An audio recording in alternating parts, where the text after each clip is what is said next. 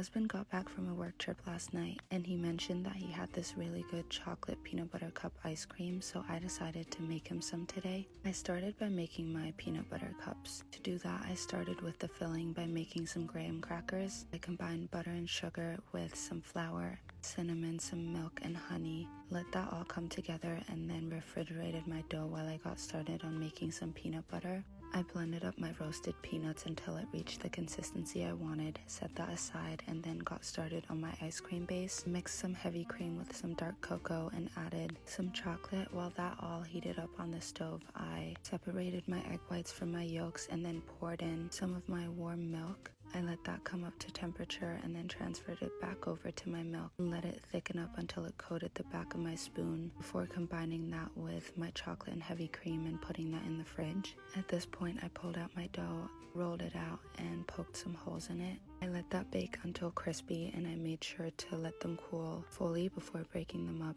and adding them to my blender and pulsing them until they turned into crumbs. I combined them with some powdered sugar and then added in my peanut butter and giving that a really good mix before lining my muffin tin with some liners, brushing those with melted chocolate before refrigerating them, and then once they'd set, scooped in my peanut butter filling and topped it with more chocolate. While those were setting in the fridge, I poured my ice cream mixture into my churner and let that churn. I pulled out my peanut butter cups, chopped them up, and added them to my ice cream. Once it reached soft serve consistency, I transferred my mixture over to my dish before putting some more chopped up peanut butter cups on top.